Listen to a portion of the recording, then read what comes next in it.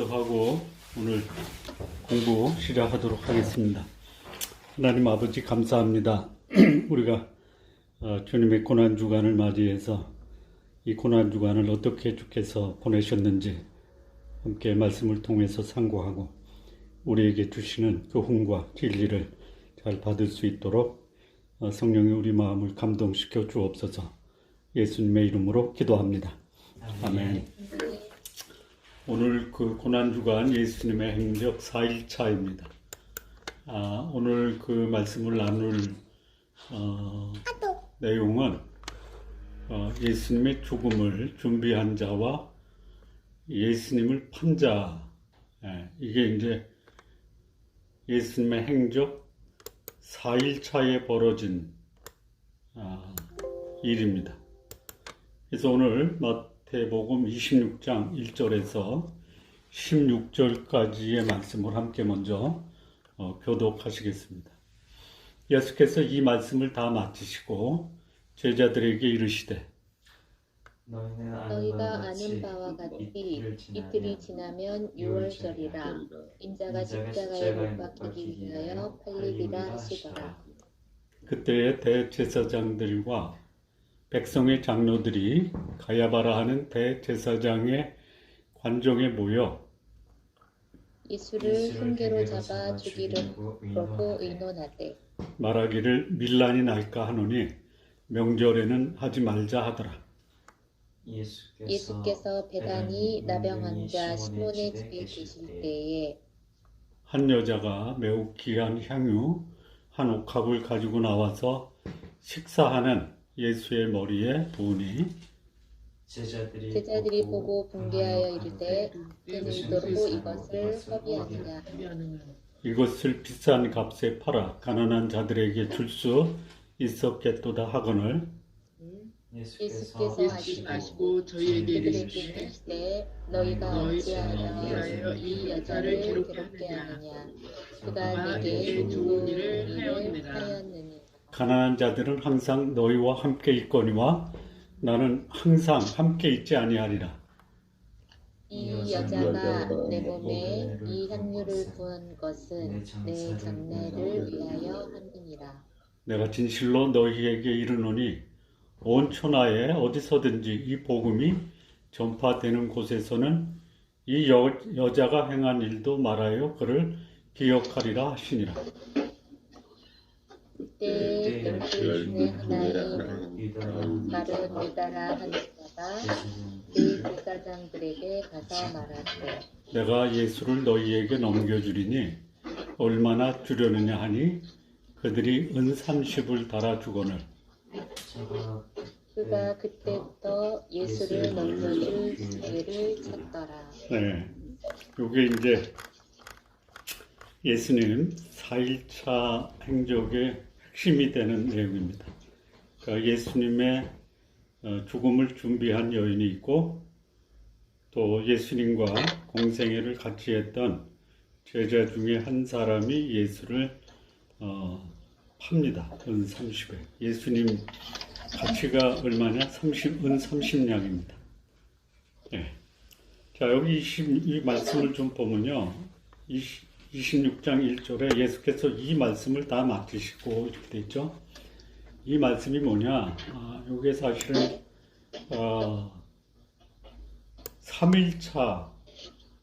3일차의 이제 사역을 마치고입니다.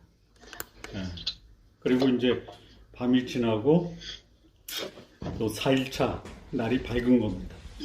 그러면 3일차에 무슨 일이 있었느냐? 3일차에 무슨 일이 있었냐 하면은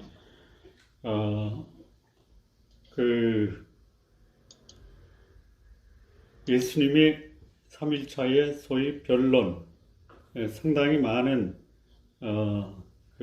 사역이 있습니다. 무화과 나무를 저주하고 또 어제 말씀 함께 나눴던 혼인잔치 비유, 악한 포도원 농부, 그 다음에 세금 문제도 여기서 나와요. 가이사의 것은 가이사. 이게 이제 예수님 마지막 그 고난주간에 있었던 거예요. 그리고 이 사두개인들이 와서 시비 걸었던 큰형이 결혼했는데 일찍 죽어. 그래서 그 다음 동생 다 죽어. 그 마지막 동생도 죽어. 그러면 천국에서 이 여인의 남편은 누구냐라는 아주 그 교묘한 질문을 해서 예수님을 당황시킬 때 천국에서는 결혼이 없다 이런 말씀하시죠. 그리고 이제 바리새인들의 외식과 위선에 대해서 예수님이 화 있을진저 수없이 바리새인들을 향한 예수님의 분노와 진노를 바라는 그 사역을 예수님이 세 번째 날에 하고요. 그리고 이제 이 종말에 대한 예언, 달란트 비유, 양과 염소의 비유를 말씀하신 게 이제 소위 어제 3일차에 예수님께서 하셨던 사역입니다. 그래서 이 말씀을 다 마치시고 예수님이 이제 2절에서 너희와 아는 바와 같이 이틀이 지나면 6월절이라 이렇게 말씀합니다. 그러니까 이틀이 지나면 6월절이에요. 6월절에 예수님이 십자가에 달리거든요. 근데 5절 말씀 보면 말하기를 밀란이 날까 하노니 명절에는 하지 말자. 이게 누구의 의견이냐면 3절에 대제사장들과 백성의 장로들이 가야바라 하는 대제사장의 관정에 모여 예수를 흉계로 잡아 죽이려고 의논하는데 그들의 의논 중에 이제 뭐를 의논했냐면 언제 죽일 거냐 또 어떻게 죽일 거냐. 여기 흉계라는 게 뭐냐, 사형에 해당되는 소위 제목을 잡는 거예요. 죽이려고 할 때 아무나 죽일 수 없잖아요. 그래서 흉계라는 것이 뭐냐면 미끼, 물감이, 함정 이런 거예요. 그래서 소위 당시에 종교 지도자들이 예수님을 죽이려고 흉계를 꾸미는 거예요. 그리고 사형에 해당되는 게 뭐냐, 아시겠지만 예수님이 사형에 언도받은 가장 핵심적인 제목이 뭐죠? 신성모독. 예? 신성모독. 신성모독이에요. 예. 그러니까 이 대제사장이나 장로들이 예수님께 네가 찬양 받을 자의 아들이냐 그랬더니 네가 말하였다. 내가 크다 하니까 그냥 막 옷을 찢고 신성모독이다라고 소위 속된 말로 하면 길길이 뛰는 거죠. 그래서 예수님이 그들의 흉계에 잡힌 것보다는 예수님은 하나님이기 때문에 그렇게 말을 하신 거예요. 근데 그게 이제 소위 대제사장이나 장로들이 예수님을 죽일 수 있는 가장 확실한 범죄 근거가 됐다라는 거고, 또 다른 게 뭐가 있죠? 반역죄. 반역죄예요. 반역죄. 누구를 반역하냐면 로마의 황제를 반역하는 거예요. 그래서 빌라도를 소위 압박할 때 쓰던 게 뭐냐, 예수를 놔두면 로마 황제에게 위협이 되니까 예수를 죽여야 된다. 그래서 시민을 선동하고 신성모독한 것이 예수님이 십자가에 달리게 되는 당시에 유대법과 로마법 두 개 다 걸리는 거예요.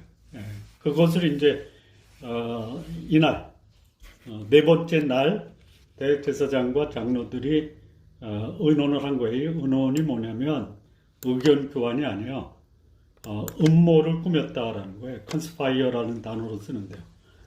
그런데 여기 이제 명절에는 하지 말자. 이게 이제 소위 종교 지도자들이 한 거예요. 대제사장과 백성들의 장로가 했는데 예수님이 언제 십자가에 달리시냐면 명절에 달리세요. 6월절에 달리시는 거예요. 이거는 대제사장이나 백성의 장로들이 하지 말자라고 해서 안 하는 게 아니고 예수님은 이 땅에 뭘로 오셨냐면 6월절 어린 양으로 오신 거예요. 그래서 밀란이 난다라는 것은 뭐냐, 예수님을 추종하는 무리들의 소위 반발도 있고 또 6월절에는 사람을 죽이지 않는다라는 거죠. 그러니까 이제 6월절 거룩한 날에 예수님을 사용하면 자기들에게 불리하니까 그날은 피하자라고 하지만 예수님은 6월절에 십자가에 달리십니다. 예. 자, 이제 요게 이제 네 번째 날에 예수님과 대제사장 장로들 간의 긴장 상태이고요. 그날 이제 베다니 나병 환자 시몬의 집에 들어갑니다. 근데 이게 다른 성경 구절에서 이 시몬이 누구냐? 바리새인이에요. 그러니까 성경의 바리새인 중에 예수님을 믿었던 사람이 대표적인 사람이 4명인데 제일 먼저 나온 사람이 누구냐면 니고데모, 그 다음에 아리마대 사람 요셉, 그 다음에 세 번째 베다니 나병 환자 시몬, 그리고 마지막 바리새인 성경에 나오는 인물로 이름이 밝혀진 사람은 사도 바울이에요. 그러니까 바리새인들이 다 예수님의 죄송합니다. 지금 통화가 어렵습니다.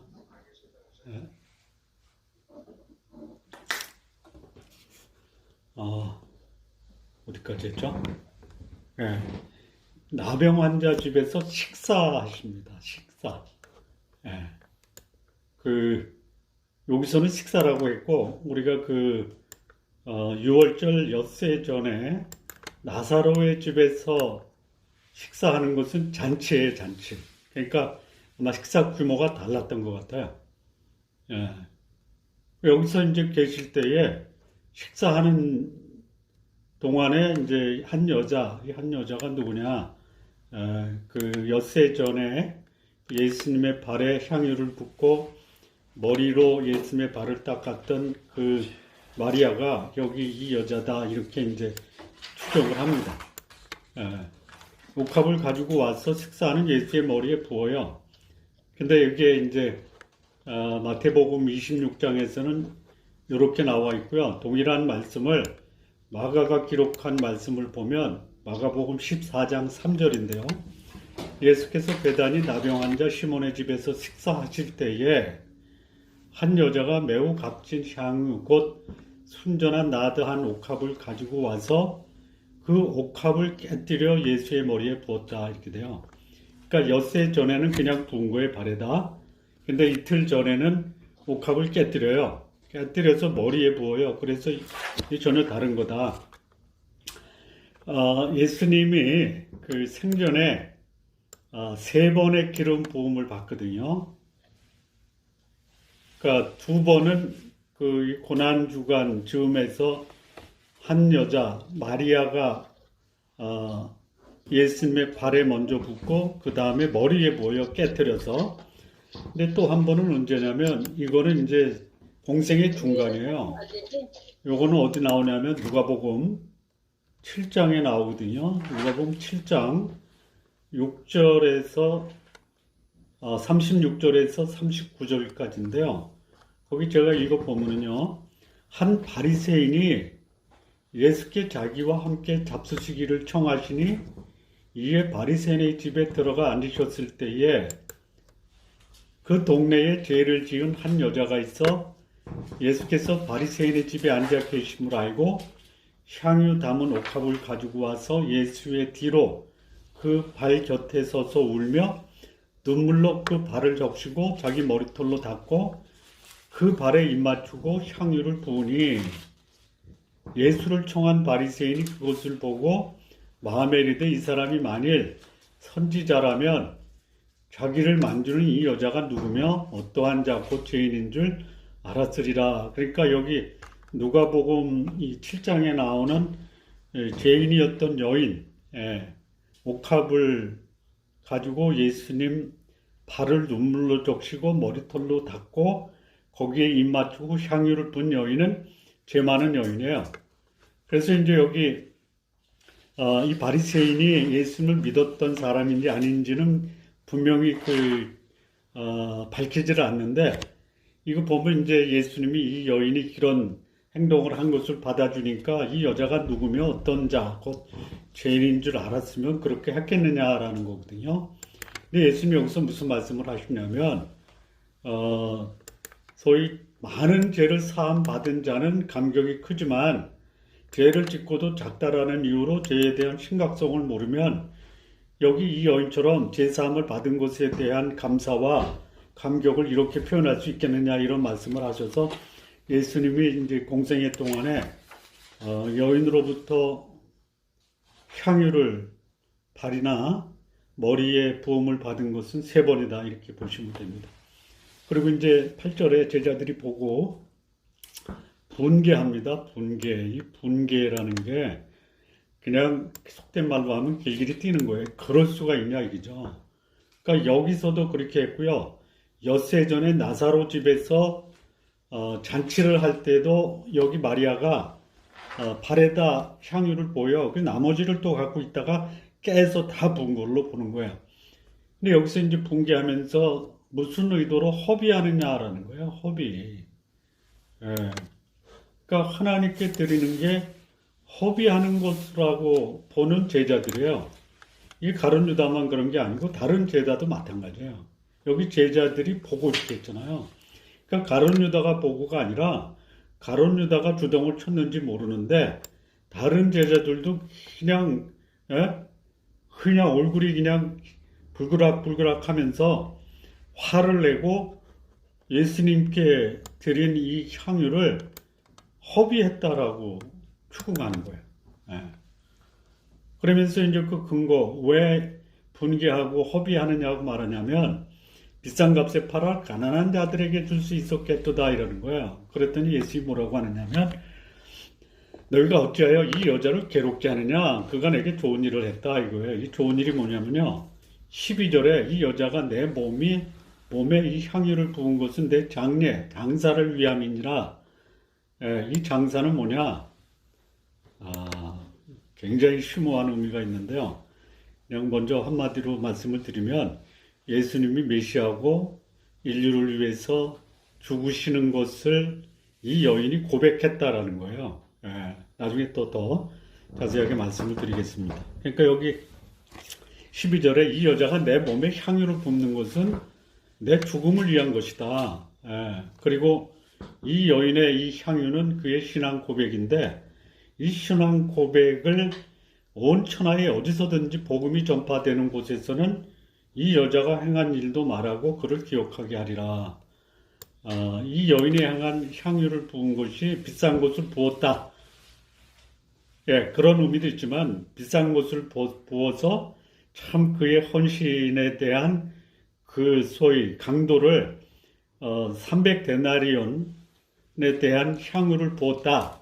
300데나리온이나 되는 그야말로 엄청난 헌신의 강도를 말하는 게 아니라 장례를 준비했다라는 것을 기억하게 하신다라는 거고, 이 장례는 뭐냐? 예수님이 이 땅에 오신 그리스도다라는 거죠. 그러니까 그리스도가 오셔서 인류를 위해서 그의 몸을 들여 인간의 죄를 해결했다라는 것이 향유를 부은 거예요. 기름 부음을 받은 자네요, 예수님이.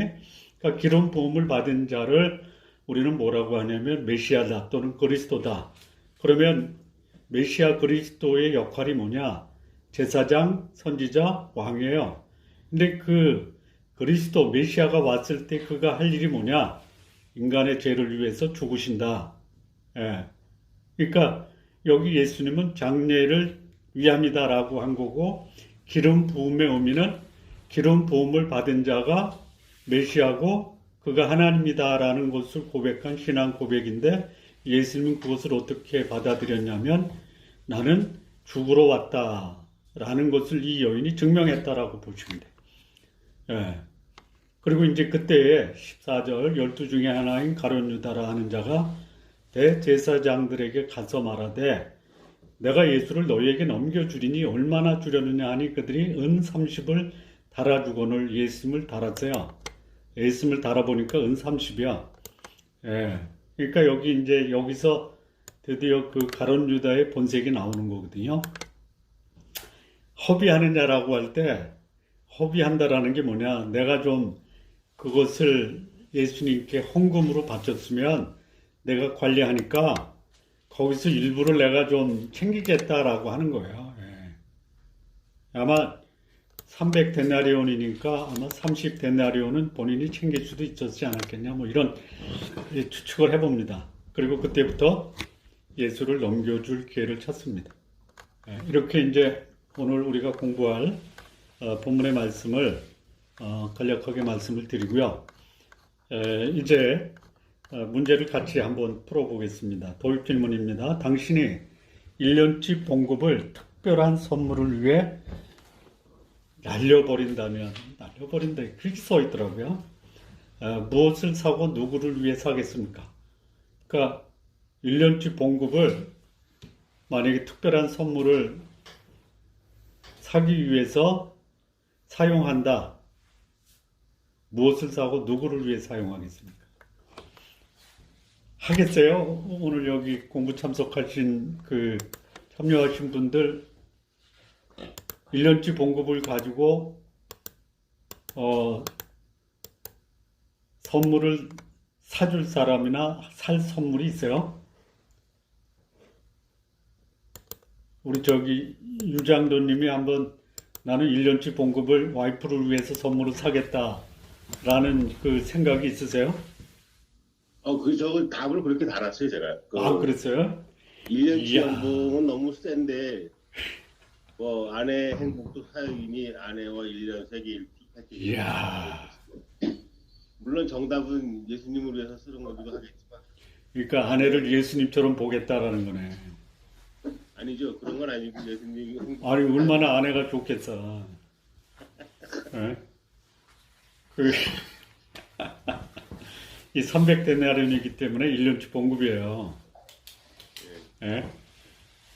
그러니까 뭐 선물은 해주지만 1년치 봉급까지 들여서 선물을 사주고 싶은 사람은 없어요. 나는 없어. 예. 그럴 대상을 문제를 풀면서 과연 내가 1년치 봉급을 들여서 특별한 선물을 해줄 사람이 있을까? 다 있어요. 없어요. 다 있어요. 최강 기사님도 없대요. 그러면 여기 계신 분들은 없는 거예요. 저도 있습니다. 저는 오늘 질렀어요. 그랬어요? 1년치 봉급 선물 사드렸어요? 예. 아이고. 오늘도 줄기세포, 무릎하고 발목 줄기세포 맞으려고 예. 1,000만 원 결제하고 왔어요. 이야, 사모님한테? 아니, 저요. 본인한테? 네. 본인한테야 쓰죠, 뭐. 예. 누구를 위해, 나를 위해 쓴다. 그건 얼마든지 가능하다라고 생각이 됩니다. 자, 관찰 및 탐색 질문을 보면요. 6월절이 1절, 5절의 사건을 진행하기에 적절한 시기인 이유가 뭡니까? 6월절이 1절에서 5절 사건이거든요. 이게 이제 소위 예수님을 십자가에 못 박으려고 대제사장과 백성의 장로들이 대제사장 가야바 관정에 모여서 모의를 하는 거예요. 그리고 6월절은 하지 말자라고 하는데 결국은 예수님이 금요일 안식일 전날 6월절에 예수님 십자가에 못 박아요. 예. 근데 이게 적절한 시기냐? 여기 이제 예수님을 십자가에 못 박는 대제사장이나 백성의 장로들은 그 알을 피하자라 알고 있잖아요. 피한다고 하는 의도는 뭐냐면 명절에 사람을 십자가에 죽일 수 있느냐? 그리고 또 그런 이제 명분도 있지만 예수님을 추종하던 상당수의 갈릴리에 있는 사람이나 예루살렘에 있는 사람이 예수님이 소위 로마 황제의 반란을 깨했던 그런 반역죄와 또 자신을 가리켜 하나님이라고 했던 신성 모독죄로 십자가에 못 박는데 그걸 왜 6월절에 하느냐라는 반발도 있고 또 예수님을 믿는 갈릴리와 유대에 있는 예수님을 따르는 자들이 굉장한 반발을 했을 거다라는 거죠. 그런데 결국 예수님은 6월절에 십자가에 달리십니다. 근데 이게 무슨 이 시기가 왜 적절하냐라고 할 때 예수님을 가리켜 뭐라고 했냐면 6월절 어린 양이라고 하잖아요. 예. 그래서 예수님은 유월절에 그의 목숨을 소위 애굽에서 출애굽할 때 애굽의 바로의 압제에서 해방되고 구원받은 날을 예수님은 인류의 죄와 사망에서 인류를 구원한 날, 6월절에 예수님은 십자가에 달리셨다라는 것이 이제 이 6월절과 예수님의 십자가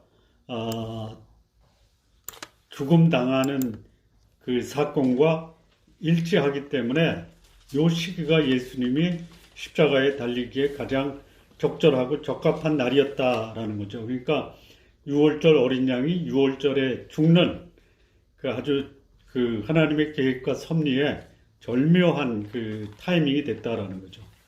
네. 자, 그다음 이 시기가 위험성이 큰 이유. 그러니까 이게 이제 우리가 이제 그 아까 읽었던 5절 말씀에 밀란이 일어나거든요. 그러니까 이게 이제 소위 대제사장이나 백성의 장로들에게는 굉장한 위험 부담이에요. 예.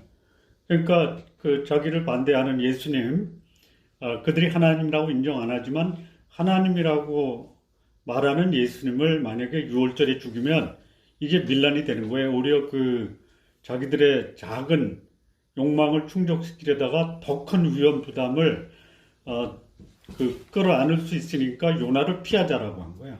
예. 그리고 이때 이미 그 성전에서 짐승 파는 자들을 쫓아내면서 성전을 정화한 것이 이미 그때에 예루살렘에는 수많은 소위 디아스포라 유대인들이 예루살렘에 와 있어요. 그래서 이제 그 6월절 그 양을 잡을 때 하루에 잡을 수 있는 게 제한이 돼 있거든요. 뭐 대제사장이 잡아야 되는데 뭐 무한대로 잡을 수 없으니까 하루에 잡을 수 있는 그 양이나 소를 제한적으로 해서 이미 그 예루살렘에는 디아스포라 유대인도 상당히 많이 와 있었다라는 거죠. 그래서 양이나 소는 잡을 수 있고 비둘기도 잡을 수 있지만 사람 죽이는 것은 안 된다라는 그런 이제 그 분위기가 팽배했기 때문에 이게 이제 대제사장이나 장로, 백성의 장로들에게는 굉장한 위험 부담이 있었다. 이렇게 이해할 수가 있습니다. 자, 두 번째 질문 보면 베다니에서 한 여인이 예수님께 드린 선물의 의미가 무엇입니까? 이 8절 보면 7절부터 보겠습니다. 한 여자가 매우 귀한 향유 한 옥합을 가지고 나와서 식사하시는 예수의 머리에 부으니 8절 제자들이 보고 분개하여 이르되 무슨 의도로 이것을 허비하느냐. 12절에 이 여자가 내 몸에 향유를 부은 것은 내 장례를 위하여 함이니라. 그러니까 여기 이제 이 여인이 예수님께 드린 이 향유의 선물이 무엇을 의미하냐라고 할 때 이 여인은 이제 그 나사로 집에서 향유를 부을 때는 자기 오빠 나사로를 살려준 것에 대한 감사의 그 의미가 있다라고 볼 수 있는데, 두 번째 나병 환자 시몬의 집에서 옥합을 깼다라고 할 때 이 여인이 마리아인데요. 이 마리아가 이것이 예수님이 말씀하신 예수님의 장례를 위한 것이라고 알았겠는가라고 할 때는 의문이 있어요. 예. 그러니까 예수님이 이틀 후에 죽는다. 거기까지도 이 마리아가 알았겠는가? 그것도 확실하지 않아요. 그런데 예수님은 어쨌든 이 여인이 두 번에 걸쳐서 거의 600데나리온이거든요. 그러니까 이 여인이 예수님 발과 머리에 향유를 부은 것이 이 여인이 충분히 이해하고 예수님 발과 머리에 부었다라는 것은 확실하지 않지만 예수님은 이 여인의 헌신을 어떻게 해석했냐면 내 장례를 위한 것이다 이거죠. 예. 그러면 아까도 얘기를 했지만 한 번 더 설명을 드리면요. 이 예수님 장사를 위한 향유가 뭐냐? 이 기름 부은 거거든요. 기름 부음. 그러니까 기름 부음이라는 것은 예수님이 어떤 분이자라는 것을 이 여인이 고백하는 거예요. 그러니까 기름 부음을 받은 자 그리스도거든요. 그러면 그리스도가 누구냐? 사실상 그리스도는 구원자다라는 거예요. 호산나 찬송을 해도 할 때 호산나라는 것은 뭐냐면 우리의 구원자시오 이거거든요. 그러니까 이 마리아는 자기가 알고 했던 모르고 했던 그가 향유를 부은 것은 기름을 부은 것으로 예수님을 기름 부음을 받은 자 그리스도 또는 구원자로 고백한 거라는 거죠. 예. 이게 대단한 거야. 그러니까 그가 비싼 뭐 2번 300데나리온을 들었으니까 600데나리온의 향유를 드린 게 엄청난 희생과 헌신이다. 맞아요. 희생과 헌신인데 그보다 더 큰 의미가 뭐냐? 예수님은 하나님이다라고 고백하는 거라는 거죠. 예. 이게 대단한 거예요. 그리고 그것이 이제 소위 6월절 어린 양에게 기름을 부었다라는 거예요. 예. 그러니까 6월절 어린 양이 뭐냐? 그 소위 애굽에서 이스라엘 백성이 죽음의 천사가 올 때 죽음의 천사를 뛰어넘어가게 하는 그런 6월의 의미가 있는 거야. 그러니까 여기 여인이 예수님 발과 머리에 기름을 부은 것은 죽음에서 생명으로 옮기러 이 땅에 오신 하나님 어린 양이다라는 것을 고백하는 의미다라는 말씀입니다. 자, 세 번째 질문을 보면요. 예수님의 생애에 어떤 상황이 이 여인의 행동을 정당화하고 있습니까? 예, 그러니까 지금 어떤 상황이냐면 십자가를 이틀 앞두고 있는 상황이거든요. 그러니까 십자가를 이틀 앞두고 있는 상황에서 그러니까 이 여인의 행동을 정당화하고 있다. 기름 부음을 정당화하고 있다라는 거거든요. 그러니까 6월절이 이틀 앞두고 이 여인은 기름을 부었다. 그러니까 6월절과 이 여인의 기름 부음이 어떻게 그 소위 부합이 되느냐라는 거예요. 정당하다, 부합하다. 예. 그러니까 이 6월절 어린 양이 여인에 의해서 메시아로 인정된 행위다. 예. 그러니까 이 여인이 아까도 말씀드린 것처럼 예수님이 6월절 어린 양으로 십자가에 죽는 것을 알았느냐 몰랐느냐 그거는 분명하지 않은데 예수님은 이 여인이 6월절 어린 양으로 오신 예수님에게 예수님이 6월절 어린 양이라고 인정하는 행위였다라고 하는 거예요. 예.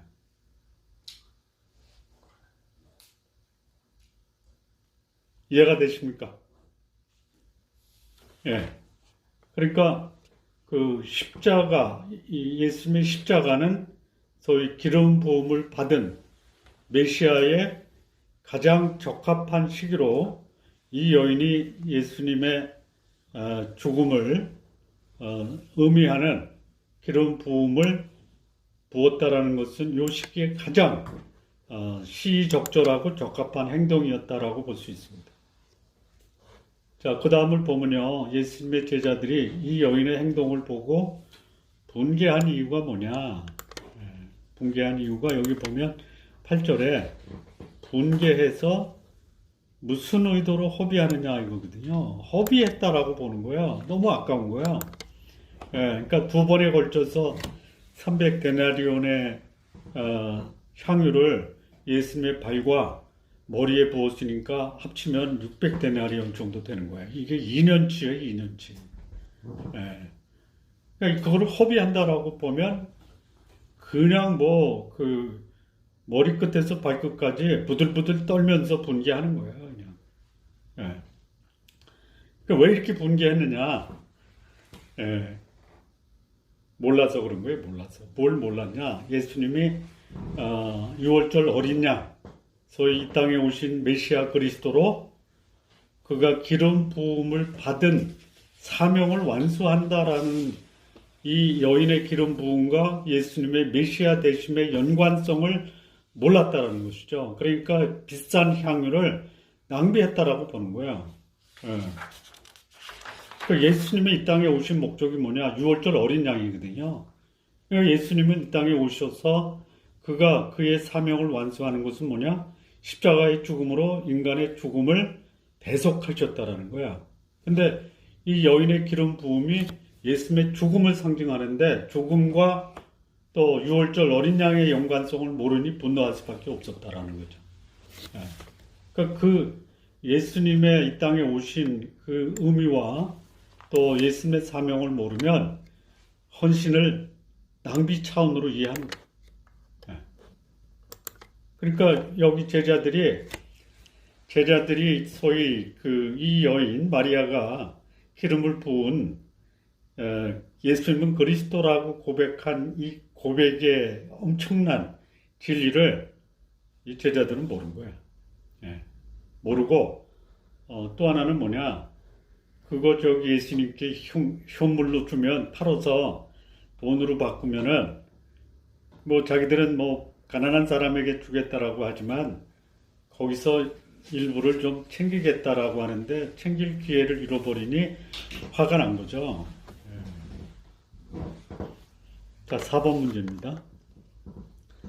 예수께서 제자들에게 우선순위에 대해서 무엇을 가르치시려고 애쓰고 있습니까?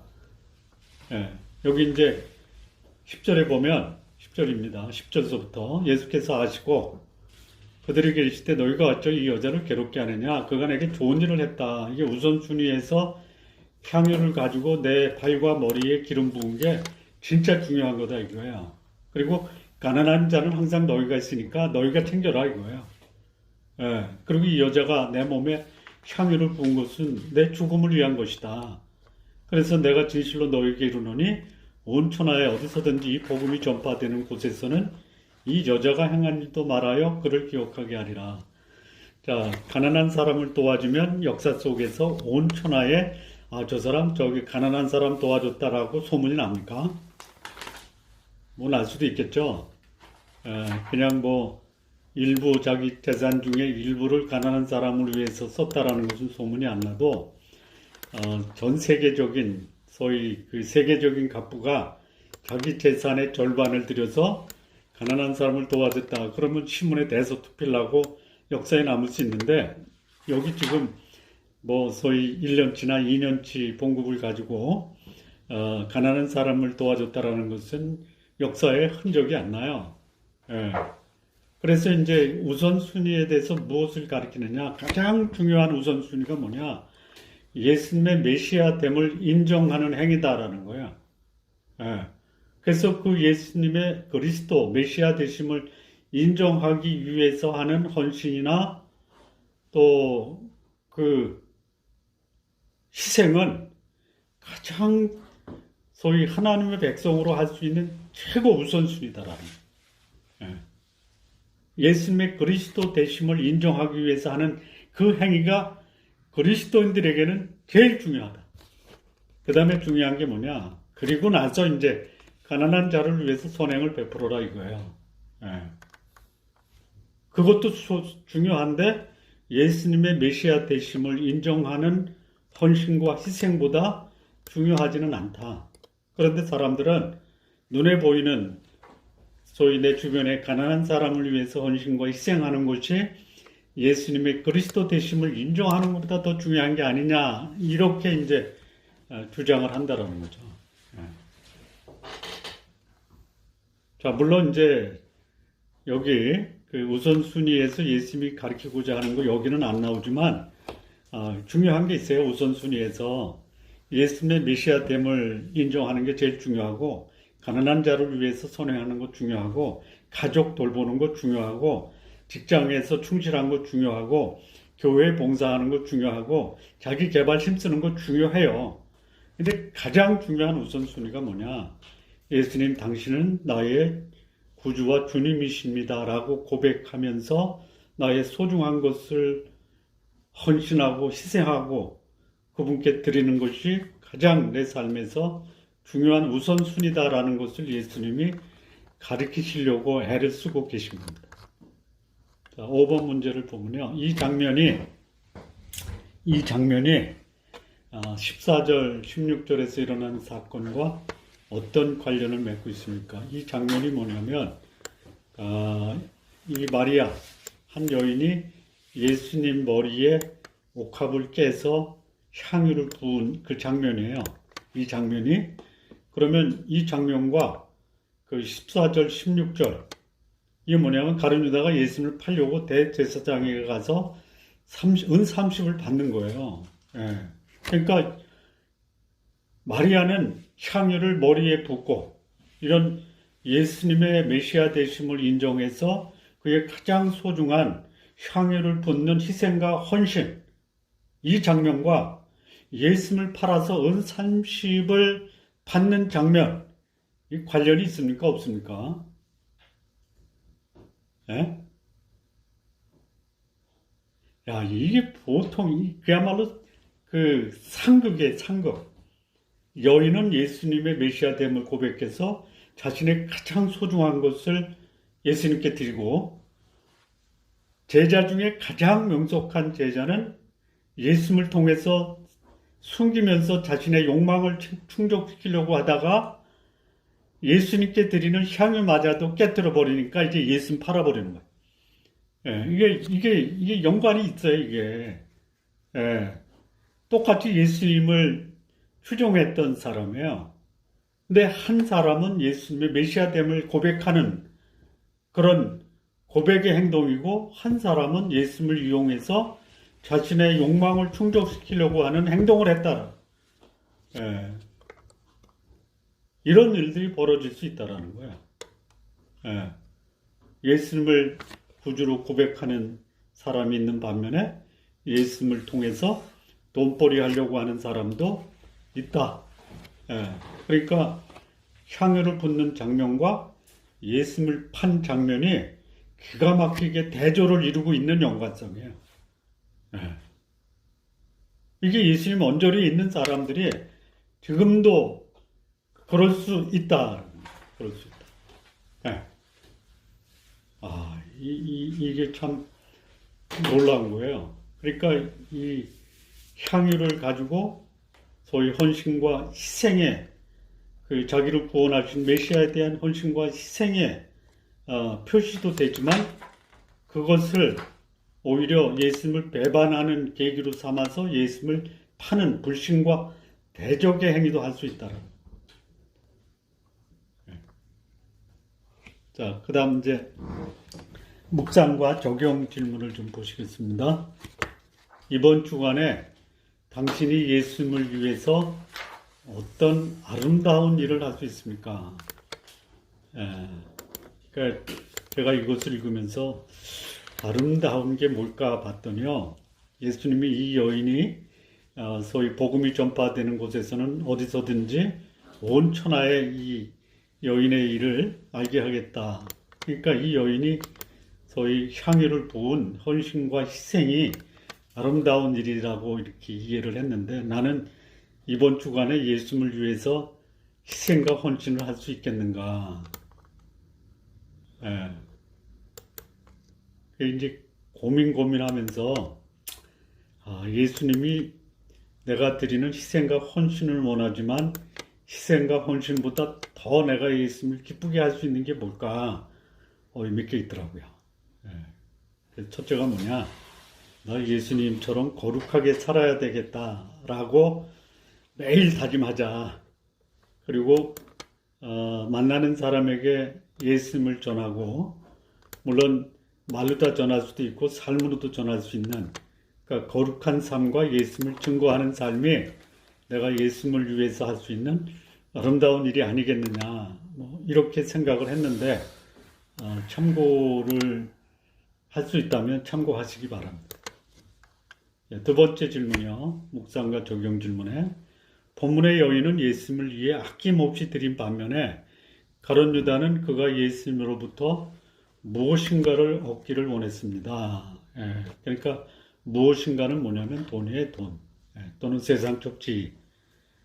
자, 그러면 여기 여인과 가룟 유다가 나오는데 어떤 면에서 당신은 여인과 유사합니까? 이 여인은 자기가 가지고 있는 가장 소중한 것을 드렸거든요. 그렇다면 이제 여기 계신 분들 이따가 한번 좀 여인과 유사한 점을 말씀 한번 드려주세요.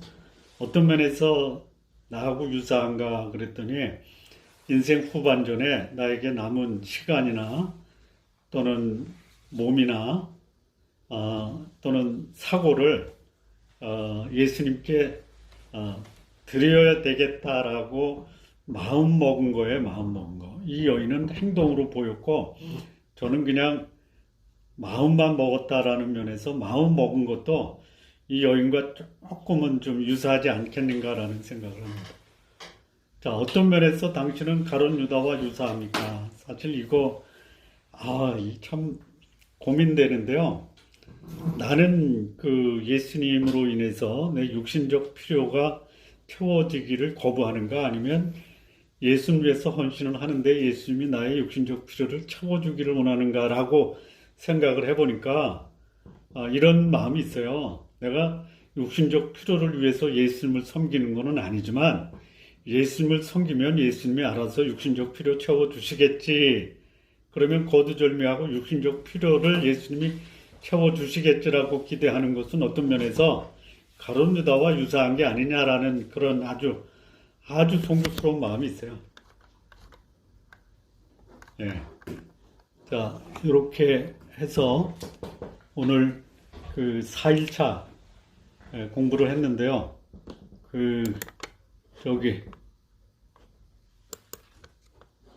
전체 화면에 한번 들어와 보시죠. 화면을 열어주시고 스피커를 켜주시죠. 네. 자, 오늘 들어오신 분이 6분이고 여기 이제 저를 포함해서 3명이 있어서 9분이 들어오셨거든요. 자, 여기 최강희 집사님하고 왕규용 집사님, 네. 네. 안녕하십니까. 약간 뒤로 이렇게. 네. 자, 오늘 공부하면서 소감을 또 좀 말씀을 해주시면 고맙겠는데요. 우리 제 화면에 나와 있는 자하기에 문은영 자매가 있는데, 문은영 자매의 소감을 한 말씀. 처음에 하면 자꾸 버벅버벅하는데 항상 이거는. 이게 괜찮아요. 처음에 하면 버벅거리면 다른 분에게 큰 위로가 돼. 아멘. 저 일단 처음에는 예수님께 아낌없이 드린 이 여인의 모습을 보면서 저의 개인적인 삶으로도 이런 예수님께 드리는 귀한 헌신과 그런 모습들이 아까 목사님이 본인이 알았든 몰랐던 다른 사람들에게 그 예수님이 메시아이심을 나타내는 그러한 통로와 증거가 됐다고 했는데 그렇게 살았으면 좋겠다 하는 마음으로 들었는데 뒤에 이제 가룟 유다 본인의 이기심과 그걸 위해서 저는 가룟 유다 같은 사람은 아니겠지라고 하는 마음이 있었는데 근데 제가 어떤 마음으로 품고 있는 것과는 또 다르게 실제 삶에서는 어떤 대가 지불을 어려워하고 힘들어하면서 어떤 전에 대한 그러한 것들, 위로에 대한 것들만 예수님께 구하면서 사는 모습이 그것조차도 좀 어떤 면에서는 나의 만족에 대한 그런 욕심? 그런 부분이 아닌가 하는 생각이 좀 들었습니다. 네. 삶이 하나님 앞에서 좀 가룟 유다보다는 이 여인의 삶처럼 아름다웠으면 좋겠습니다. 네, 우리 문은영 자매님이 전혀 버벅거리지가 않아. 버벅거립니다. 네, 우리 김미아 집사님. 제가 버벅거림을 보여드리겠습니다. 네, 한번 보여줘 보세요. 저는 이 말씀을 들으면서요, 안타까웠던 것이 제자들이 하나님의 안목을 갖지 못했던 것이 너무 안타까웠어요. 예수님이 6월절에 어린 양으로 왔음을 구약시대에 이미 예언했잖아요. 네. 그런데 그것을 알지 못하고 있는 그 보이는 현상 그대로만을 보고 판단했던 것이 너무 안타까워서 네네. 제가 살아가면서 저의 삶 또한 보이는 현상만을 보고 행동하고 사는 것이 아닌가라는 그런 생각을 하게 됐어요. 그래서 하나님의 안목을 키우려면 그 말씀에 대한 정확도를 알아야겠다라는 그런 생각을 했어요. 그래서 네. 말씀을 들으면서 정말 하나님의 그런 안목을 갖고 그 하나님의 이 땅에 오신 목적을 아는 것이 얼마나 중요한가를 저는 또 그렇게 말씀을 들었습니다. 네. 전혀 버벅거리지 않네. 봐봐봐봐. 그냥 꼭 해야 할 말하고 우리가 네. 꼭 필요하게 들어야 될 말씀만 하신 것 같아. 아유, 우리는 저기 필요하고 예? 또 해야 할 말만 하는 것을 우리는 주로 뭐라고 하냐면 버벅거린다 이렇게. 봐봐봐봐. 저는 제가- 말씀드리면서 그게 너무 안타까웠어요. 그 아. 하나님의 안목을 갖지 못한 제자들. 제가 이제 이 고난주간 말씀을 준비하면서 네. 이런 수가 있나? 예? 그러니까 여인도 자기가 향유를 드린 게 예수님의 장례를 준비하겠다라는 의도를 가지고 향유를 분 건 아니란 말이야. 근데 예수님은 그렇게 이 여인의 헌신을 장례를 준비했다라고 해석을 해주고 칭찬을 했잖아요. 그런 사람이 있어요. 예? 근데 제자들은 그 예수님이 체포돼서 십자가에 달린다고 하니까 다 도망갔어요. 다 도망갔어.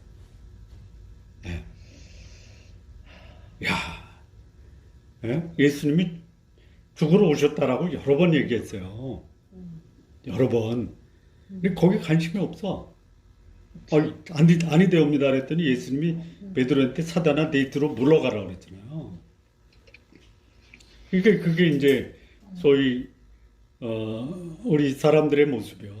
제자들이 그랬다라면 이제 뭐 다른 사람이야 말할 여지도 없어요. 그래서 이제 제가 곰곰이 생각을 해본 게 뭐냐. 아담이 범죄한 이후로 예수님이 이 땅에 재림할 때까지 대다수의 인간들은 예수님을 메시아로 인정하지 않을 거다. 예. 더 놀라운 것은 우리가 예수님을 메시아로 인정한다라는 것은요, 우리 생애에서 최고의 기적과 하나님의 능력을 경험하고 살고 있다라. 예. 이게 놀라운 거예요. 자, 그런데 이번 주일날 설교는요, 죽는 순간까지 예수님을 멀리하고 외면하고 저주했던 베드로를 비롯한 제자들이 변해서 그 작은 수 12명으로 전 세계에 복음을 전했잖아요. 이 변화가 어떻게 가능했느냐? 부활이거든요. 사실 부활은 예수님이 부활을 위해서 이 땅에 오신 게 아니죠. 예수님이 오신 목적은 죽으러 오신 거죠. 예? 인자에 온 것은 자기 목숨을 많은 사람의 대속물로 주기 위해서 오신 거예요. 근데 사람들은 죽는다고 하니까 다 도망가. 지금도 예수님이 죽는다고 하면 아마 교회 나오는 사람들이 다 도망갈 거야. 다시 모일 때가 언제냐? 예수님 부활했다고 하니까 다 모여들잖아. 그럼 부활은 누구를 위해서 한 거예요? 나를 위해서. 우리를 위해서. 나를 위해서. 그건 엄청난 예수 믿는 사람을 위한 하나님의 보너스가 예수님의 부활이에요. 이번 주일날 메시지는 예수님의 부활을 경험한 자는 어떻게 변화되는가. 이게 이제 고린도전서 15장 말씀을 본문으로 해서 그 변화된 세 사람을 소개를 할 거거든요. 첫째는 누구냐? 베드로. 두 번째는 누구냐? 사도 바울. 세 번째는 누구냐? 예수님의 형제 야고보. 그러니까 베드로는 제자였지만 예수님이 죽는다고 하니까 도망갔고, 사도 바울은 예수님을 믿는 자를 잡아 죽이다가 부활하신 예수님 만나고 복음을 위해서 자기 목숨 바치고, 예수님의 형제였던 야고보는 그냥 자기 육신의 형제로만 생각했고 미친 사람이라고 해서 붙들러 왔던 이 야고보가 나중에 예루살렘의 마지막 지도자로 끝까지 예루살렘 교회를 지켰던 사람으로 변한 거. 요게 요번 주일날 메시지인데 들으신 분은 다시 와서 좀 더 구체적으로 들으시길 바랍니다. 자, 우리 오한승 장로님.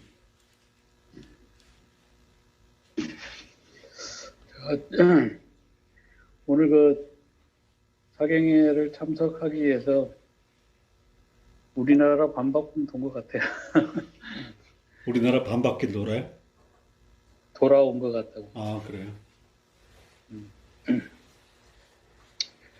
일단 그 예수님이 6월절 어린 양으로 이 땅에 오셔서 우리의 죄를 대신하기 위해서 십자가를 지셨는데 나는 이 시점에 어떻게 해야 되는가 라는 생각을 하게 되었고요. 뭐 이제 아까 목사님 말씀하신 것처럼 예수님이 그리스도라는 것을 인정하고 헌신과 희생을 다 하면서 가룟 유다처럼 어떤 그 예수님을 팔아서 돈을 챙기는 것보다 그 여인인 마리아처럼 자기의 모든 것을 예수님을 위해서 드리고 헌신을 해야 되지 않을까라는 이런 생각을 했어요. 근데 이제 저 자신도 보면 나약해질 때마다 가룟 유다처럼 되지 않냐라는 이런 반성을 하게 됐고요. 누군가를 위해서 많은 것을 내어주고 도울 수 있는 이런 도량을 좀 키워야 되지 않을까라는 이런 생각도 하게 됐습니다. 네, 생각만 하셔도 돼요. 힘들게 열심히 하셨는데 감사합니다. 쉽게 말씀하세요. 네. 너무 어렵게 말씀하셔서 저는 쉽게 그냥 우리 유장로님도 한 말씀 하시죠. 저는 이렇게 좀 있잖아.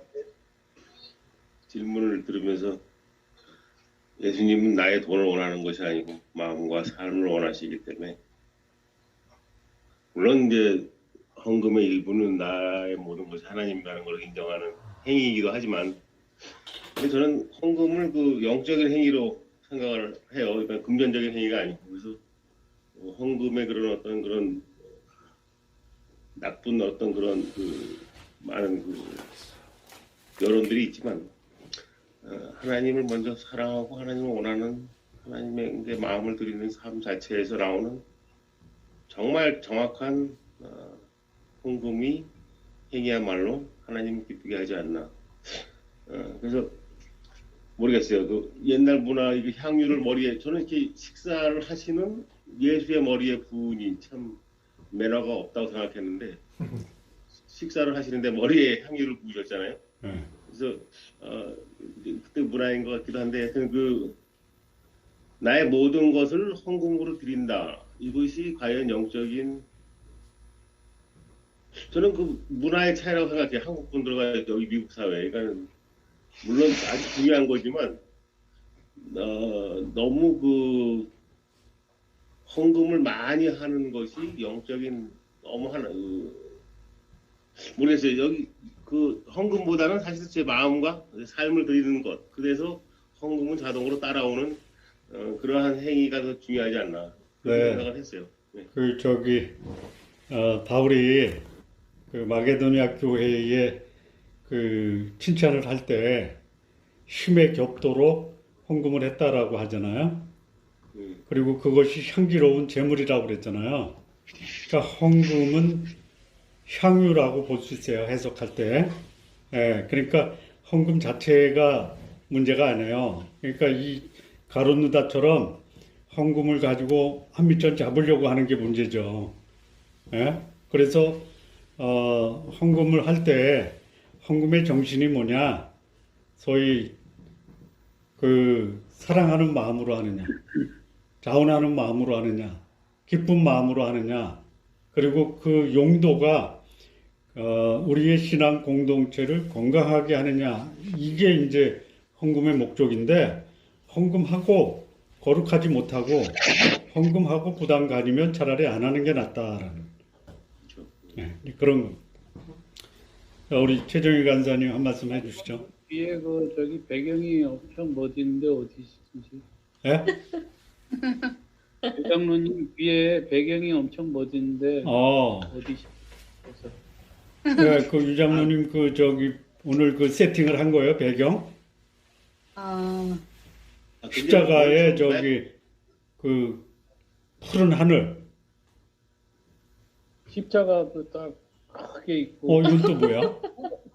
시카고 미시간 호수네. 저기 대단하다. 배경이 저기 계속 바뀌는구나. 이렇게 바뀌네. 저기 우리 정이 이야 이거 뭐 야, 재밌다. 대단하시다. 우리 정의장이 한 말씀 해주세요. 네.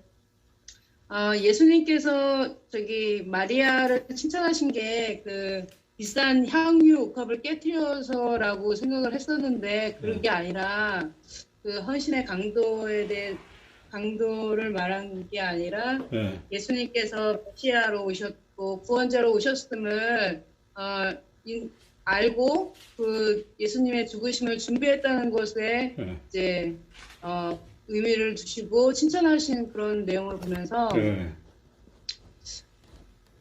참 저도 좀 부끄럽지만 저도 예수님을 메시아로 그리스도로 또 구원자로 인정하고 믿고 예수님을 위해서 살아가는 이 모습을 예수님께서 또 예쁘게 또 좋게 보고 계시지 않을까라는 참 위로와 감사가 또 생겼어요. 감사합니다. 저기 우리 그 최강희 집사님하고 안규영 집사님도 한 말씀 해주시겠습니다. 저는 보면서 더 드린 게 그 가룟 유다를 비롯한 다른 사람들과 마리아와의 근본적인 차이점을 오늘 말씀을 보면서 와닿았던 게 뭐냐면 예수님에 대한 그 관점이 너무 달랐구나.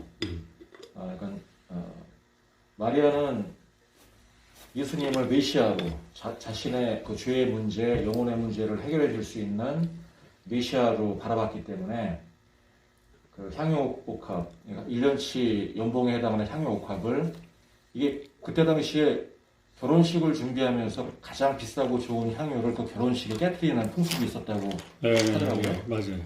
그런 그 평생에 한 번 할 수 있는 거를 예수님께 그 가치를 받기 때문에 껴드릴 수 있었고 가롯 유다는 반대로 은 30세겔에 팔았다고 그러는데 은 30세겔을 찾아보니까 그때 당시에 종 한 명을 팔 수 있는 종의 그 노예의 그 가격이더라고요. 그러니까 가롯 유다는 결과적으로는 예수님을 그냥 종 취급을 했던 것 같아요. 한낱 노예 취급을 했던 것 같아요. 그래서 근본적으로 예수님을 바라보는 그 시선의 차이가 있었고 두 번째는 인생의 우선순위가 너무 달랐다. 아까 이제 목사님께서는 우선순위의 문제를 하나님께 이제 말씀하셨는데 그것도 맞는 말인데 좀 바꿔서 마리아의 관점에서 보니까 마리아는 그 누가복음에 보니까 이렇게 죄 많은 죄인이라고 죄 많은 죄인을 예수님이 용서해 주셨다. 네 죄가 사함을 받았다. 그거는 조금 다른 상황이에요. 그거는 마리아가 아니고 죄 많은 여인이에요. 그래요? 그거는 공생의 기간이 아니고 예수님 공생의 중간에 있었던 일이에요. 바리새인 집에서 있었고. 그게 같은 맥락 아니에요? 아니.